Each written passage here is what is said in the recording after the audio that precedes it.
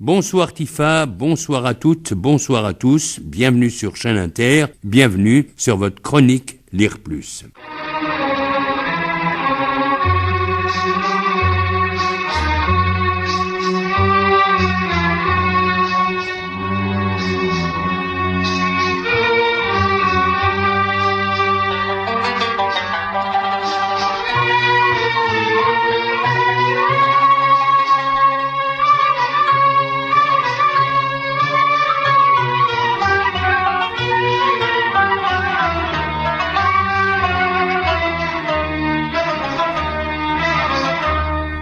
Nous recevons aujourd'hui, si vous le voulez bien, un grand poète, c'est aussi un traducteur, c'est aussi un spécialiste, il s'agit de Mounir Serhani. Mounir Serhani, bonsoir. Bonsoir Saadi. Je vais brosser un petit tableau sur vous, vous allez me dire si je dois m'arrêter. Vous êtes poète et traducteur, vous êtes originaire de Qsar el-Kbir, donc le nord du Maroc, vous êtes agrégé de lettres françaises et professeur de l'enseignement supérieur à Rabat. Ancien élève et boursier international de l'ENES, l'école normale supérieure, où vous avez soutenu une recherche en philosophie politique arabo-musulmane. L'interprétation de la loi dans l'œuvre d'Averroès, c'est l'objet de cette émission puisque nous allons vous revoir demain. Vous êtes lauréat du premier prix de poésie de la chaîne marocaine 2M et vous avez traduit en français Feuille de la splendeur de Monsieur Bennis, en aparté avec Monsieur Najmi, et vous êtes également auteur de plusieurs articles culturels publiés dans la presse marocaine sur Mahmoud Darwish, René Char et Le Clésio et autres. Merci d'être venu merci ce soir pour l'invitation. pour cette invitation. Nous allons parler aujourd'hui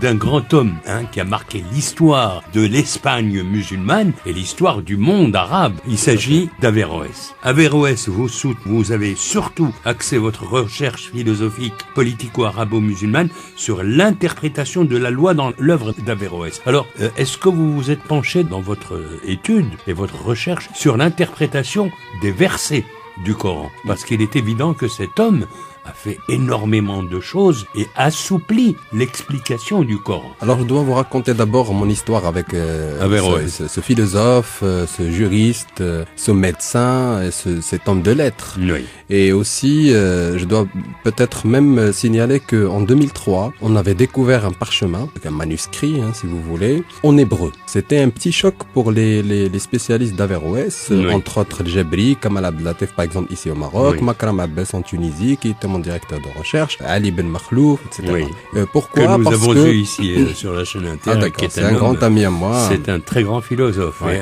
un sociologue, Réellement. et un sociologue de talent. Alors en 2003, on découvre un manuscrit qui a été écrit par Averroès et malheureusement qu'on retrouve en hébreu, c'est-à-dire qu'il a été recopié par Maïmonide. Maïmonide, exactement. Et retrouvé comme ça par hasard dans une bibliothèque régionale à Grenade, en Espagne. À ce moment-là, on découvre une autre facette, une autre casquette, si vous voulez, d'Averroès, à savoir celle d'un politicien. Oui. C'est-à-dire, c'est quelqu'un qui a écrit dans la politique. Parce que quand on lit Averroès, bon, la médecine de l'âme, le discours décisif, Oui. Manahij al-Adilla, c'est-à-dire tout ce qui est, on va dire... Les preuves... Exactement, les preuves en rapport avec la loi, la charia. Exactement. Et ce dialogue, pour ne pas dire autre chose, avec Al-Ghazali, avec les philosophes de l'Orient et les juristes de l'Orient. Alors à ce moment-là, on a changé un peu d'idée sur Averroès, qu'on avait réduit en juriste et en médecin. Alors à ce moment-là, on peut dire que c'est quelqu'un qui a écrit aussi dans le politique et dans la politique. Sous la demande effectivement de Al-Mansour, qui était le calife à l'époque, voilà, de la région, il avait dépassé carrément la République de Platon. Parce que vous savez, la différence entre le projet de Platon, à savoir la République, c'est un projet idéal qui est utopique, comme l'île d'Atlantique, exactement, qu'on peut pas réaliser sur le terrain. C'est-à-dire quand on gouverne, voilà, ce rapport entre gouvernant et gouverné. Alors qu'Averroès, il a écrit, bon, je vous dis d'abord le titre en arabe, c'est comme l'a intitulé Feu Djebri, c'est Darouri fi Siyasa, c'est-à-dire qu'on traduit par abrégé en politique. Oui. Et qui a été écrit par Averroès. Alors à ce moment-là, pourquoi je parle de ce manuscrit? Juste pour vous dire que c'est quelqu'un qui était pluriel. C'est quelqu'un qui prenait dans sa philosophie la pluralité, mais lui-même, il était pluriel dans la spécialité, sans prétention, c'est-à-dire sans prétendre à l'exhaustivité du savoir, qui était très en vogue à l'époque. Alors c'est un homme quand même qui a apporté apporté énormément au niveau d'abord du hadith et de la lecture. D'abord de la lecture du Coran, et du hadith, qui est, si on veut, l'explication pour être terre à terre des versets du Coran. Or, il était d'une liberté extraordinaire et il s'est permis d'expliquer aux étudiants qui l'adoraient à l'époque, des étudiants qui l'adoraient. C'est un philosophe qui n'est pas allé au-delà de l'explication des versets, il a tout simplement expliqué ce qu'il y avait à expliquer. Ah oui, ben voilà, c'est ça, on va dire le point fort, l'originalité de ce philosophe, c'est quelqu'un qui a dépassé d'abord les clichés dans ce qui a été dogmatique, ça veut dire considéré comme ferme, et on disait en arabe que la porte de l'innovation en islam a été fermée, c'est-à-dire que Bab al-Ijtihad a été, c'est bon, clôturé, et il n'y avait personne normalement qui puisse avoir le droit d'interpréter quoi que ce soit. Là, c'est en rapport avec un verset très important auquel, bien sûr, Averroès et aussi Al-Ghazali faisaient attention. La sourate Al-Imran, c'est à ce moment-là, on dit وَمَا يَعْلَمُ تَأْوِيلَهُ إِلَّا اللَّهُ وَالرَّاسِخُونَ فِي الْعِلْمِ. Alors, Al-Ghazali, il nous propose de nous arrêter sur personne ne savait ou nous maîtrisait l'interprétation du Coran, sinon Allah et les savants, c'est-à-dire les juristes. Alors Al-Ghazali, il s'arrête sur Allah. Voilà. Illallah, c'est-à-dire, et ça, vraiment, ce qu'on appelle même en grammaire, c'est une structure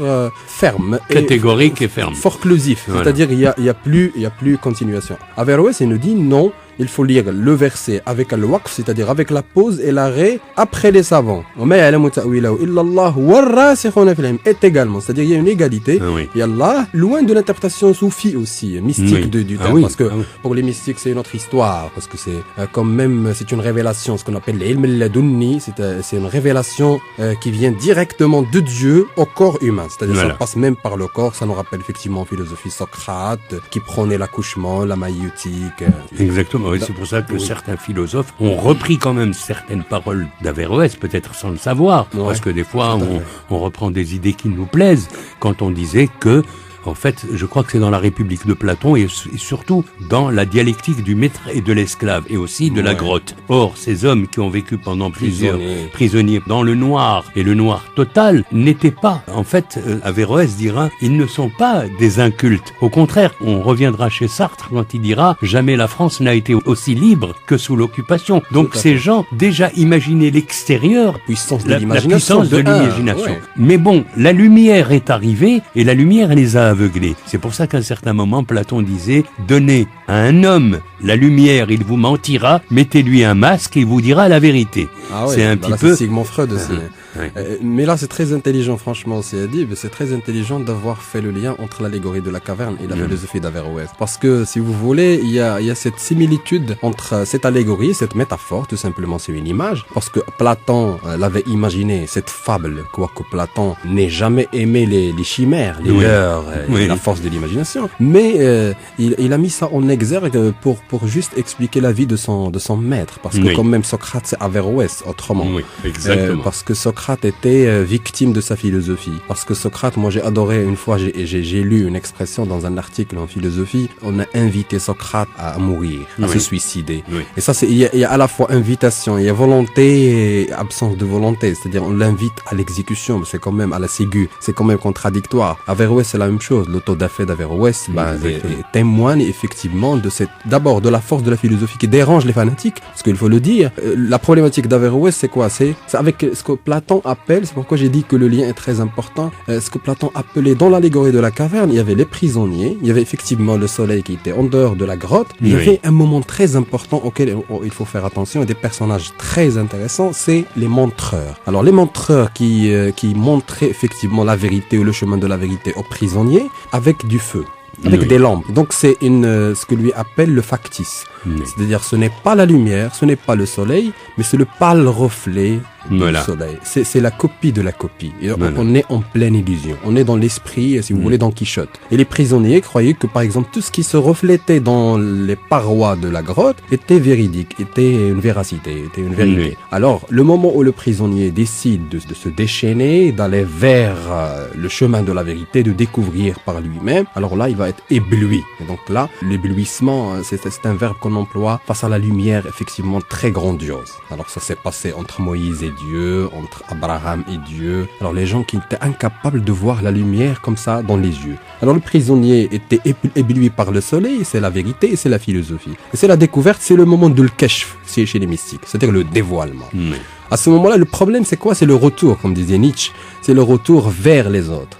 Alors comment expliquer maintenant ce que j'aurais vu? Maintenant, comment expliquer que ce que j'ai vu, c'est la vérité? Ce qu'on est en train de vivre, c'est juste l'ombre de l'ombre, c'est la copie de la copie. Alors, la réaction des fanatiques ou des dogmatiques, à savoir les prisonniers qui n'ont jamais fait l'expérience du soleil, de la lumière, c'est tout simplement la violence. Et Averroès était, à mon avis, à l'instar de ce philosophe, de ce prisonnier, qui a quitté à un certain moment le préjugé, le cliché, tout ce qui est pensif ou bien tout ce qui est topos en philosophie, l'a dépassé à un certain moment, tout en trouvant un lien très fort, ce que lui appelle la relation sororale. Sororale, ça vient de sœur, c'est-à-dire que entre la religion et la sagesse, entre la philosophie et la raison, il n'y a pas de chiasme, il n'y a pas de hiatus, mais il y a effectivement un rapport familial très fort. Alors, demain, on reparlera, si vous voulez bien, Mounir. Je peux vous appeler Mounir? Bien sûr, oui. Alors, on parlera demain de cette vérité qui se trouve dans la philosophie. Aujourd'hui, les choses ont changé. Moi, j'avais dit un jour à un philosophe qui s'était d'ailleurs, il a failli s'arracher les cheveux, je lui ai dit, je crois que la philosophie n'est plus la mère de toutes les sciences, c'est la poésie qui est la mère de toutes les sciences. Ah oui. Alors, on en reparlera demain si vous le voulez bien. On revient à Averroès du temps du calife al-Mansour, qui à un certain moment est venu vers lui et lui a dit « Tu es l'enseignant de mes enfants, tu enseignes à mes enfants, tu es le maître de mes enfants. Et je vais te dire quelque chose, mon fils, le plus jeune, danse la nuit. » Et Averroès de lui répondre « Seigneur, mais ne savez-vous pas que le corps est un esprit aussi ?» Et je trouvais que cette phrase était magnifique et qu'il a été aussi à l'origine, il faut pas oublier, c'est un homme. C'est ce que les Occidentaux devraient faire, un peu plus lire Averroès et connaître ce grand homme que fut Averroès, c'est qu'il a jugulé l'extrémisme et le fanatisme et qu'il a été à l'origine de doctrines très libérales, alors qu'aujourd'hui, on a l'impression de revenir au Moyen-Âge avec les Occidentaux. Oui, avec un dogmatisme vraiment inexplicable.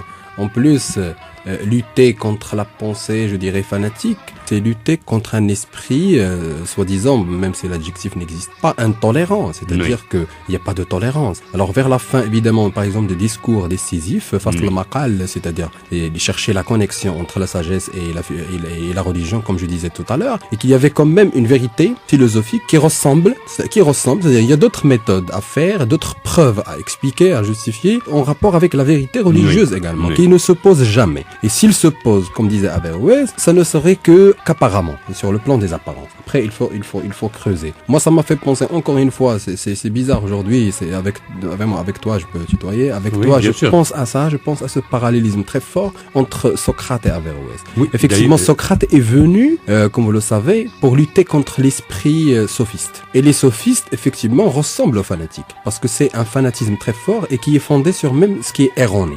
À l'image des prisonniers, à l'image des prisonniers de Platon, etc. On est aveuglé par l'illusion.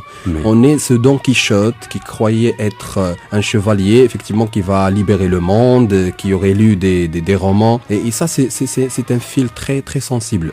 Ce qui existe entre l'illusion et la vérité, c'est quelque chose de très subtil. Mais à la différence du Don Quichotte de la Mancha de Cervantes, il y avait quand même cette différence. C'est que Don Quichotte a vécu son rêve jusqu'à la fin, mais il prend conscience à la fin. Il a vécu fou, mais il est mort philosophe. C'est-à-dire que en fait, c'est vrai que il a vécu ses erreurs, les erreurs du monde, parce qu'on peut reprendre toutes ces choses-là de Don Quichotte et peut-être pas les associer à Averroès, parce qu'Averroès c'était quand même plus grand, je veux dire de ce côté-là. Mais c'est quand même une histoire qui nous fait rire, mais qui nous fait prendre conscience de beaucoup de choses. Des leçons. À la fin, choses qui nous paraît, nous, invraisemblable. C'est que Don Quichotte va faire la guerre à des moulins.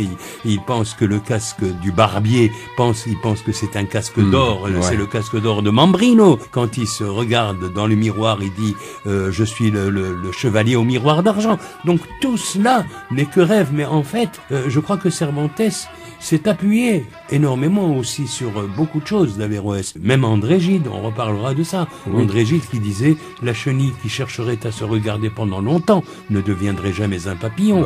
C'est l'esprit d'Averroès. Tout à fait. J'ai lu une fois un livre de la critique littéraire, plus exactement avec l'approche sociologique, avec Lucien Goldman. Alors pour une sociologie du roman, c'est l'intitulé de son bouquin. Franchement, il a attiré mon attention sur les deux cas que je considérais personnellement comme l'illusion vraiment personnelle personne, à savoir Madame Bovary et Don Quichotte en littérature. Mais à un certain moment, il y a une définition de ce qu'on appelle, on dépasse l'anti-héros pour parler du héros problématique. Oui. On peut parler, nous maintenant, on peut appliquer ça, on peut dire le philosophe problématique. Oui. À ce moment-là, il nous dit le héros problématique, il aboutit à l'échec, soit le suicide, la mort, la folie, etc. Oui. Pourquoi ? Parce qu'il porte en lui des valeurs authentiques, mais qu'il veut appliquer, bien mettre en œuvre dans un monde dégradé. Voilà. Bah, C'est-à-dire c'est non ça. comprise. Exactement. D'ailleurs, vous avez Exactement. pris un bon exemple, celui de Madame Bovary. Elle Ouais. se donne la mort parce que ce n'est pas l'infidélité, c'est beaucoup plus loin que cela. Tout à fait. En fait, Gustave Flaubert voulait dire à la fin de d'ailleurs, il le dit à la fin de son roman. Il dit, Madame Bovary, c'est moi. Ouais. En fait, ce qu'il voulait dire, c'est que tous les hommes et les êtres humains sont égaux, que ce soit hommes et femmes, et que dans chaque femme, il y a un homme, et dans chaque homme, il y a une femme. Tout Il à y a fait. une part C'est de androgynique, féminité. c'est Voilà. androgynique. Et je trouve que c'est Et c'était la magnifique. crise des auteurs. Voilà. Au 19e siècle, c'était la crise de Madame Bovary, c'est la crise de l'auteur. C'est-à-dire Ouais. dans une société qui ne se trouve une fois incompris. Alors l'auteur, il est vraiment en crise, si vous voulez, spirituelle et mystique. Averroès a souffert de la même chose. Évidemment, il était d'abord dans ce qui est polémique, que face à Al-Ghazali, vous avez Tahafut, après Tahafut Falasifa, etc. Il y a vraiment une sorte de débat polémique très fort qui effleurait le politique. Quoique Averroès n'ait jamais eu, on va dire, des objectifs politiques, terrestres, ainsi de suite. C'est-à-dire que c'est le savoir, effectivement, qui l'intéressait, cette recherche de la vérité. Monsieur Mounir Selhani, l'émission va s'achever dans quelques instants, on va vous poser quelques questions. Alors, sur Ibn Khaldoun, par exemple, dont Ali ibn Makhlouf, que je remercie beaucoup, parce que c'est un spécialiste d'Ibn Khaldoun. Il le dit lui-même, parce que je crois qu'Ibn Khaldoun a dit avant, il a bien expliqué la chose, que le corps est un esprit, c'est pas bien l'asabiyya, il parle de l'asabiyya qui veut dire le fanatisme.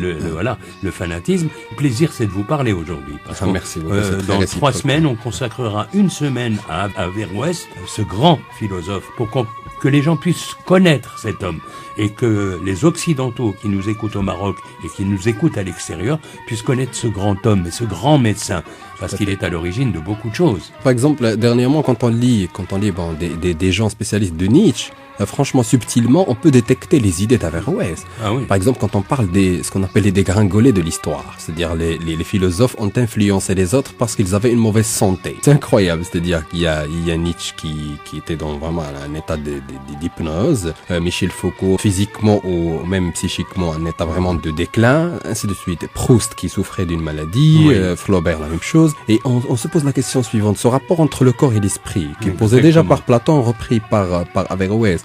Pourquoi les philosophes n'ont pas une bonne santé? Platon, on l'appelait Platon parce que il était vraiment costaud. Il voyait mal vraiment un philosophe qui a une raison, un cerveau sain dans un corps entre guillemets malsain, c'est-à-dire malade ou souffrant ou faible ou fragile, ainsi de suite. Bien sûr, c'est une métaphore. Ça reste une métaphore. Bon, à creuser en plus. Mais ce que je retiens d'Averroès, c'est vraiment, il nous dit à un certain moment que l'islam est une religion qui est au risque de l'interprétation. Voilà, merci Monsieur Mounir Selhani. Nous avons soutenu aujourd'hui votre recherche, où nous avons parlé de votre recherche que vous avez soutenue en philosophie politique arabo-musulmane, l'interprétation de la loi dans l'œuvre d'Averroès. Et dans 2 semaines, nous reprendrons 4 épisodes, ou 5 épisodes, même s'il le faut, parce qu'Averroès ne s'étudie pas en un jour. Voilà, Monsieur Mounir Selhani, merci d'être venu aujourd'hui. On vous retrouve demain, d'abord pour votre livre et votre essai de poésie magnifique, J'ai vécu de t'attendre, suivi de Effet de nuit. On en reparlera demain si vous le voulez bien. Ah, merci beaucoup. Merci Monsieur Selhani, à bientôt. À très bientôt.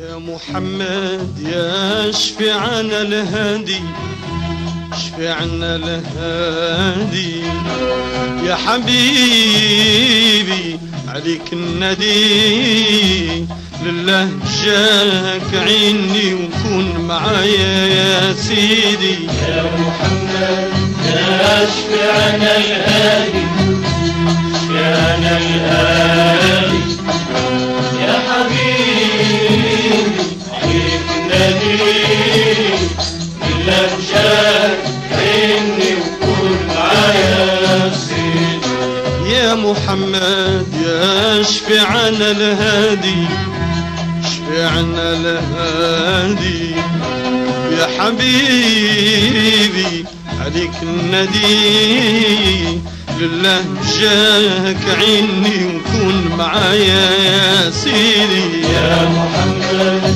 يا شفيعنا الهادي شفيعنا الهادي يا حبيب عليك النديم لله جاك عيني وكون معايا نبي الله شوفني وشوف من حالي قاصد باب غتني برضاك يا نبي الله نبي الله راحتي ويا راح بالي إلى ضيق حالي راني بحماك يا رسول الله نبي الله شوفني وشوف من حالي قاصد باب غتني برضاك يا نبي الله نبي الله راحتي ويا راح بالي إلى ضيق حالي راني بحماك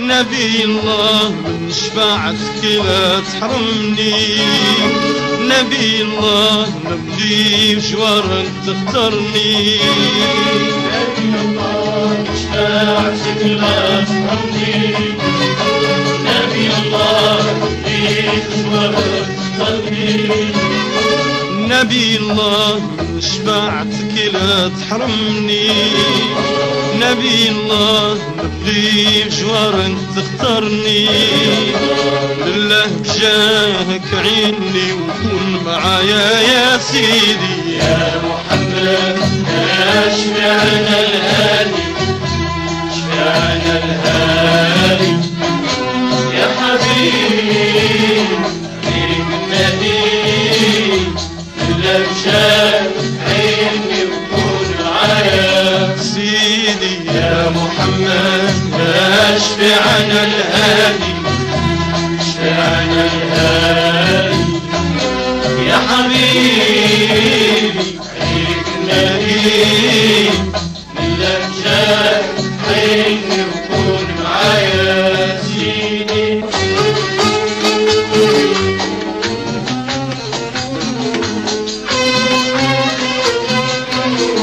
الله الله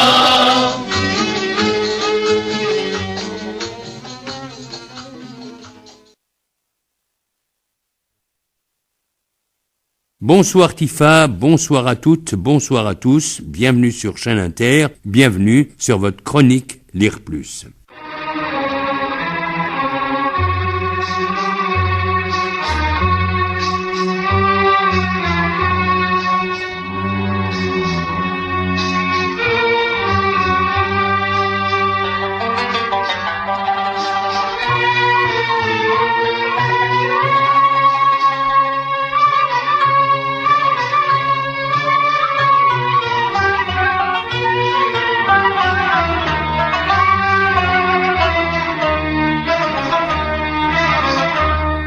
Nous recevons pour la seconde fois Monsieur Mounir Serhani pour son recueil de poèmes J'ai vécu de t'attendre, suivi de Effet de nuit. Alors rappelons qui est Monsieur Mounir Serhani. Monsieur Mounir Serhani, bonsoir et merci d'être venu une seconde fois.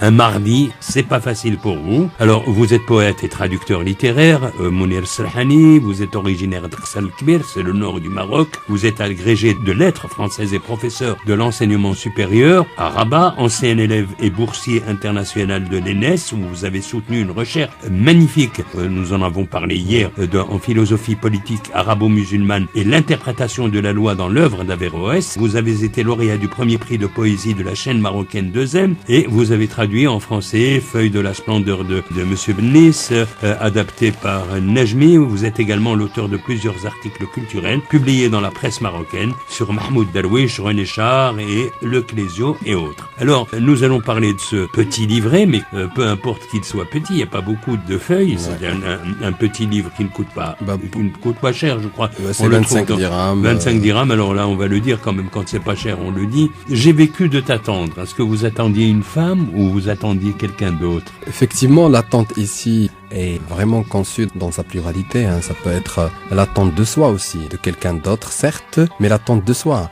Comme disait Jacques Salomé, qui travaille sur le développement personnel, le courage d'être soi. Donc le courage, évidemment, d'être soi-même. Là, je reprends aussi le grand philosophe asiatique Confucius, qui nous dit à un certain moment, le plus grand voyageur est celui qui aurait fait le tour de soi au moins une fois. C'est-à-dire que la découverte de soi, cette expérience intérieure, cette expérience personnelle, à mon avis, c'est vraiment l'expérience la plus difficile. Même Jacques Lacan nous dit, si vous avez un ami ou un copain qui prétend vous connaître très bien, alors sachez très bien que vous êtes dans le mensonge. C'est-à-dire que c'est quelqu'un qui est en train de vous mentir parce que c'est ce qu'il appelle lui le miroir déformateur. Alors pour moi la poésie c'est un voyage et c'est un voyage vers soi, c'est une bonne rencontre avec soi-même. Vous savez très bien que l'acte d'écrire c'est un acte solitaire. Donc c'est un acte évidemment courageux. Donc là, à ce moment-là, on peut entendre, voire même écouter notre bruit interne et intérieur, aller vers un travail, une entreprise plus audacieuse, à savoir mettre ça sur un noir sur blanc. Et effectivement, c'est ce voyage, ce chemin que je raconte dans mes poèmes ou que j'essaie de voir en images. Mounir Serhani, on va aller donc maintenant, on va entrer dans le cœur du sujet, ce sont vos poèmes. Vous écrivez à la manière des anciens poètes. Quand je dis des poètes, c'est les poètes troubadours, c'est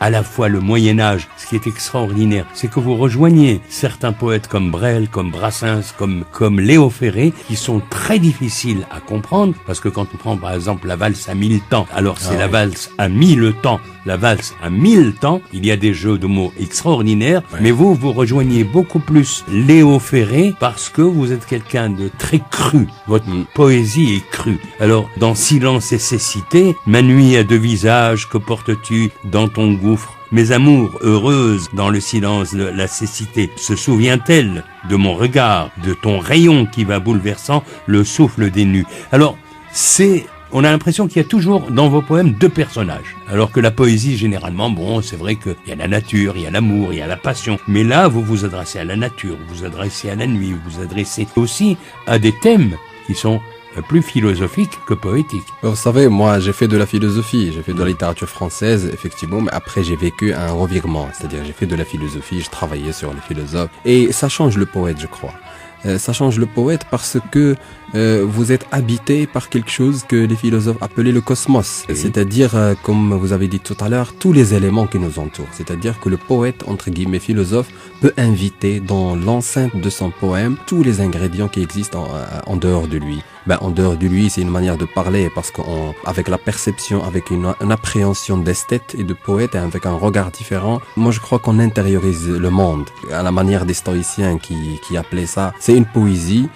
C'est pour construire une citadelle intérieure. Et une fois le monde, bien l'univers invité, qu'il soit femme, nature, solitude, sentiments étranges, etc., mémoire, nostalgie, vous allez constater par exemple dans ma poésie que la nostalgie c'est parmi les sentiments très difficiles et très durs à traduire même en images. C'est-à-dire on n'est pas dans le malheur complètement, mais on n'est pas non plus dans le bonheur. Et donc c'est un état d'entre-deux. C'est-à-dire on a envie d'oublier le passé, mais ce passé nous invite encore une fois pour le revivre dans le présent, ainsi de suite. Parce que vous savez, le passé a un charme très magique. Moi, ce que j'aime dans votre poésie, c'est que vous donnez du fil à retordre aux gens. C'est ça qui est beau dans la poésie. Par exemple, quand vous dites « Ma nuit a deux visages, que portes-tu dans ton gouffre? L'espoir. » Parce que là, le gouffre, ça peut être le chaos, le gouffre, et je rejoindrai Montaigne, ça pourrait être aussi l'arrière-boutique, et l'inconscient pour Freud. Mais moi je suis pas très freudien, je n'aime pas beaucoup Freud, mais je préfère encore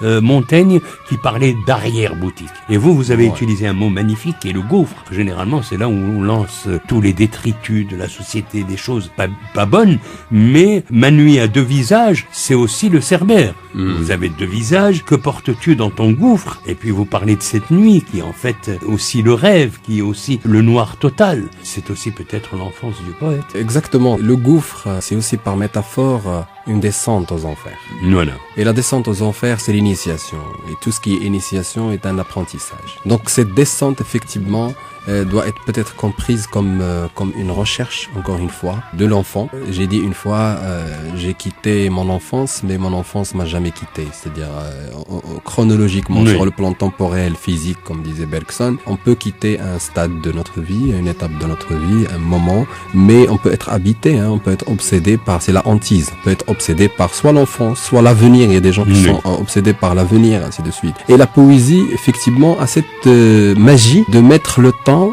sur la même fréquence, c'est-à-dire tu peux vivre évidemment tout l'axe, tu peux vivre les trois temporalités en une seule image. Et donc on a cette possibilité. C'est pourquoi Neruda, à un certain moment, disait aux gens, quand on est malade, il faut pas consulter un médecin, mais il faut consulter un poète. C'est-à-dire que le poète a cette possibilité d'exorciser, on va dire, les personnes, les gens, l'humanité en général. Parce qu'il a ce pouvoir magique, à savoir celui de la parole. Et c'est une parole qui peut guérir, à commencer par le poète lui-même. C'est-à-dire, même en écrivant, il y a quelque part une catharsis. Il y a quelque part un acte de purgatoire. Ça veut dire, on est en train de le purifier de ce qui est bien, ce qui est mauvais. D'ailleurs, même Jean Ferrat chantait Aragon. Quand il chantait Aragon sur les poètes, il dit « Le poète a toujours raison parce qu'il voit plus loin que l'horizon. » Ah ouais. Est-ce que vous êtes de ces poètes? Parce qu'il est difficile, Aragon, il n'est pas simple. Franchement, Aragon, moi, je l'ai lu, je l'ai même travaillé avec mes étudiants, mais je garde quand même une distance par rapport à lui. Parce qu'il n'est pas...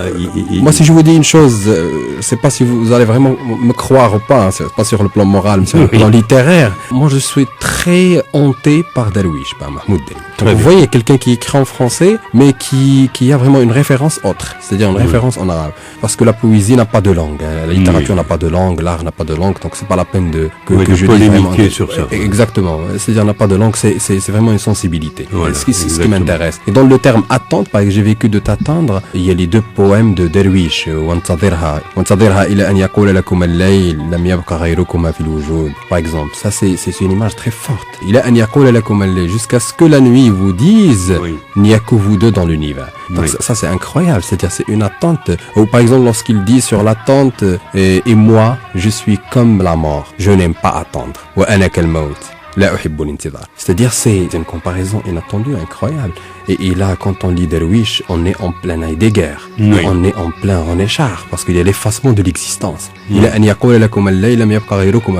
Jusqu'à ce que la nuit vous dise elle-même, il n'y a que vous deux dans l'univers. C'est-à-dire l'amour est capable d'appliquer, si vous voulez, un effacement universel et cosmique, ainsi de suite. Donc l'image est très forte et très rhétorique, ça veut dire on peut... Et donc juste pour vous dire que mes références, par exemple, c'est le Coran, c'est Mahmoud Derwish, que j'ai lu évidemment depuis mon enfance, que j'ai rencontré à Lyon en 2007, j'avais cet honneur de le rencontrer. Baudelaire, bien sûr, Baudelaire pour moi c'est une référence pour tout le monde, pour tous les francophones, mais pour moi spécialement, il y a ce langage cru. Effectivement, ce langage cru qui peut brusquer, je dirais, un lecteur traditionnel. Donc, comme disait un ami, peut-être que vous connaissez, Rachid Khales, il faut changer les habitudes, évidemment, les habitudes lectorales, ça veut dire les habitudes des lecteurs traditionnels. Il faut aller plus loin que le texte, il faut peut-être être pénétré par le texte, mais pourquoi pas le pénétrer, évidemment. Alors, c'est pour ça que vous utilisez pratiquement les yeux, l'iris, et là, c'est véritablement comme une sorte de stéthoscope, et vous allez, dans votre écriture, ce n'est pas qu'un seul jet de mots, non, au contraire, chaque mot est à sa place, parce que quand vous dites dans le chaos, tu quittes mes yeux hauts vers le bleu, vers l'horizon des cieux, le chaos s'effondre loin dans ton regard, ta lumière. C'est une espèce à la fois d'explication scientifique, mais qui nous ramène à une beauté d'écriture qui fait que nous devons regarder la nature telle qu'elle est, mais il faut nous en imprégner. C'est-à-dire quand vous êtes, le chaos s'effondre loin dans ton regard, ta lumière. C'est vrai que c'est la déchéance humaine. C'était aussi, elle se déverse dans l'iris. C'est-à-dire toute cette déchéance humaine qui vient plonger dans le regard des individus. Est-ce qu'on est capable de pouvoir recevoir tout cela? Et vous dites ordre fatigant. Et vous parlez de l'ordre, qui n'est autre que l'ordre et le cosmos. Ben oui. Et c'est le chaos, On parle de l'ordre dans le chaos. C'est un peu paradoxal, mais non, c'est quoi la poésie sinon l'incompatibilité, qui donne l'impression que c'est incompatible, mais à l'intérieur il faut juste, c'est à l'image du puzzle, c'est-à-dire on peut rassembler les éléments pour en avoir le sens par la suite. C'est-à-dire en général rien n'est gratuit, si vous voulez. Moi une fois dans un récital, j'ai lu un poème, peut-être j'ai effectué quelque chose de bizarre, c'est que j'ai été dépassé par les paroles, les mots, Et quand je lisais, parce que je suis quelqu'un d'habité par la musique, comme disaient les ethnologues, j'ai ça dans le sang, j'ai quelque chose dans le sang. J'ai chanté en plein poème, c'est-à-dire j'ai chanté de l'arabe, c'est-à-dire j'ai fait un mot mystique en pleine poésie. Et ça montre qu'il y a un moment, comme vous avez dit, on se sent effectivement obnubilé, on est très obsédé par nos thèmes nous-mêmes, que le poète devient, si vous voulez, le premier lecteur de son texte. Parce que ça arrive à un écrivain, ça nous arrive pas mal de fois d'écrire par exemple une phrase, d'écrire un poème carrément, et c'est l'inconscient du texte. C'est-à-dire vers la fin, tu te dis, waouh, moi j'aime cette image. Alors c'est vraiment c'est toi qui l'aurais écrite. Effectivement, il y a ce rapport ontologique, avec le mot, avec la composition des mots, avec toutes les lectures qu'on aurait faites, les poètes et les écrivains qu'on aurait rencontrés, et cette compagnie. Moi, je pense à un recueil que je vais peut-être appeler Requiem, et je vais commencer chaque poème en compagnie d'eux. Par exemple, je mets pour le premier poème en compagnie d'Edith Piaf. Vous avez toute l'ambiance d'Edith Piaf. En compagnie de Rabia al-Adawiya, la mystique. Vous avez toute l'ambiance de Rabia al-Adawiya. En compagnie de l'Attar. Voilà, exactement. J'ai Mahmoud Derwish, j'ai Adounis, j'ai en compagnie de Jacques Brel, en compagnie de René Char, etc. Donc ça, c'est vraiment la compagnie des poètes qui te donne évidemment une autre inspiration, cette fois volontaire. Voilà, alors nous allons parler de Cassandre, j'ai adoré, Cassandre, un cas de cendre, et puis c'est beau parce que il y a dedans la Renaissance, c'est-à-dire, et puis on sent que il y a le charnel. C'est comme lorsqu'on prend un peu Brel quand il dit il y a des hommes qui ont le cœur si large qu'on y entre sans frapper, et vous passez au sel des cendres, mais vous dites cœur ouaté, comme la ouate, d'évident, rené, en oubli. Et là, vous posez une problématique philosophique, c'est celle de l'oubli, et que l'oubli est une nécessité.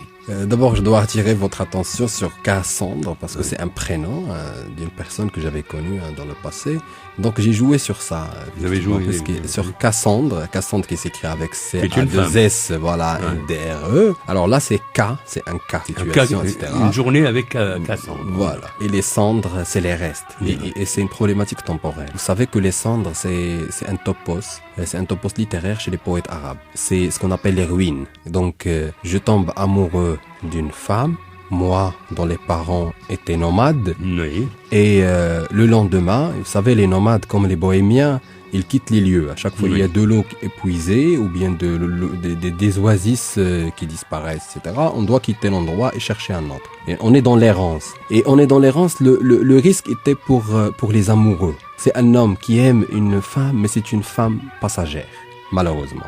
Alors, il se retrouve la matinée, il se réveille, il se retrouve devant les cendres.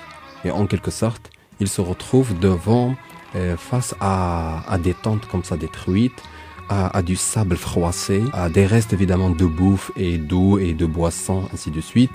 Et à ce moment-là, à mon avis, commence la poésie. Alors, dans votre poésie, effectivement, on sent que vous êtes pudique, parce que vous avez... Non, c'est très difficile d'être pudique dans une poésie, parce qu'il est plus simple de déborder, de dire tout, alors qu'il est beaucoup plus difficile d'écrire et d'essayer de sublimer. Alors, il y a une sublimation extraordinaire, vous sublimez beaucoup de choses. Dans Femme gauchère, par exemple, tu n'aimes que la noirceur du lit, que les droits froissés, que les failles humides, où s'accordent en toi le jour et la nuit, tu ne préfères que la fuite après les timides baisers, que tes dunes pleuvent, écumes et éclairs, d'une eau blasée, de cette pluie nocturne naît ma révolte. C'est beau parce que là, on peut associer ce poème à toutes les choses de la vie. Mais c'est aussi les failles humides. Failles humides, moi je pensais tout de suite les gerçures des lèvres humides, mais on peut passer à autre chose. Les failles humides qui sont les choses incompréhensibles. Ou la femme que vous avez connue, c'est aussi le charnel, c'est aussi beaucoup de choses magnifiques, mais qui sont dites d'une manière pudique. Vous avez vraiment dit quelque chose de très, franchement, de très important pour moi. La pudeur, c'est quelque chose de difficile. Oui, vous avez parfaitement raison. Vraiment, j'acquiesce totalement parce que le non-dit, des fois, il est très difficile de construire le non-dit. Oui. C'est-à-dire, il est très difficile de construire un blanc dans le récit et un blanc dans le poème. C'est-à-dire pour donner cette liberté au lecteur, effectivement, d'imaginer. C'est des insinuations, c'est des associations libres, si vous voulez, mais qui ne sont pas libertines. C'est-à-dire que le lecteur est là pour compléter le tableau. Le lecteur est attisé, si vous voulez, par rapport à sa puissance d'imagination. Il a l'impression que vous êtes en train de jouer avec des cartes. Et c'est un château de sable, c'est-à-dire vous jouez avec des cartes très fragiles. C'est à lui maintenant d'aller vers l'œuvre ouverte, parce que c'est un texte ouvert. C'est vrai, on n'est pas dans l'intention, parce que je vais pas vous mentir et vous dire que je l'ai fait exprès, je l'ai écrit comme ça délibérément. Non, je crois que... Mais il y a quelque chose qui nous dépasse en ce moment. Qui nous dépasse et tu te retrouves devant un texte à trous, c'est-à-dire devant un texte où il y a plutôt des insinuations peut-être plus fortes. Monsieur Mounir, merci beaucoup. Vous êtes un magicien de la poésie et merci d'être venu. J'espère qu'on vous retrouvera dans 2 semaines pour Averroès, si vous le voulez bien. Rappelons, J'ai vécu de t'attendre, suivi de Effet de nuit, Mounir Serhani. C'est aux éditions La Maison de la Poésie au Maroc. Ça coûte 25 dirhams. Alors, au lieu d'aller vous acheter un paquet de cigarettes, de grâce, allez vous nourrir l'esprit de poésie, celle de Mounir Serhani. Mounir Serhani, merci. Merci Siadib, c'était très agréable. Merci beaucoup pour le bon accueil, pour la réception et également pour l'invitation.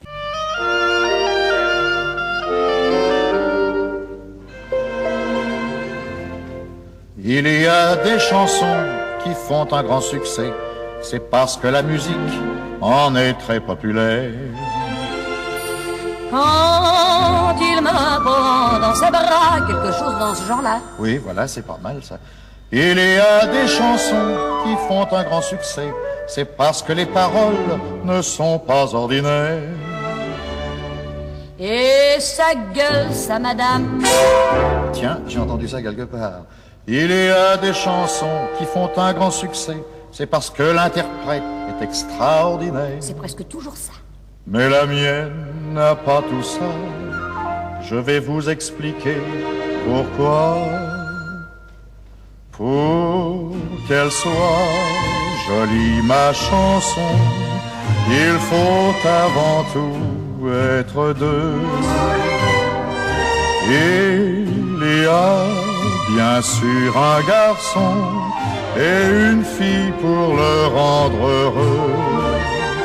Si vous me prêtiez votre voix pour chanter avec moi cette chanson d'amour, mais elle n'a rien d'original, c'est tout à fait normal qu'elle rime avec toujours. Je regrette pour la chanson, mais il y manque un je ne sais quoi. Et vous pourrez dire aux garçons que cette chanson n'est pas pour moi. Je vois bien ce qu'il vous faut, un port et un matelot, des bagarres dans un bar, rien que des trucs sinistres. Un pauvre type que l'on pend, des gens qui parlent haut, un monsieur distingué, un accordéoniste. J'ai même entendu dire, c'est par trop fantaisiste, que vous chantiez un clown. Eh bien, bravo pour le clown.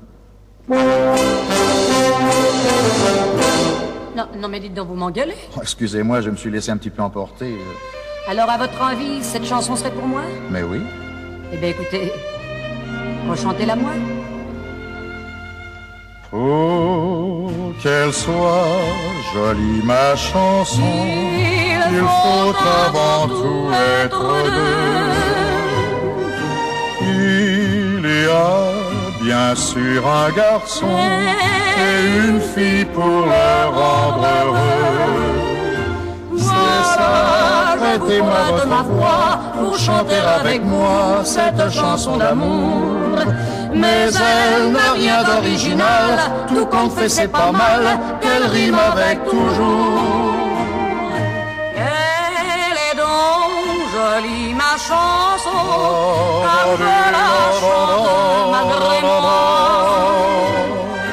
Et vous pourrez dire aux gars cette chanson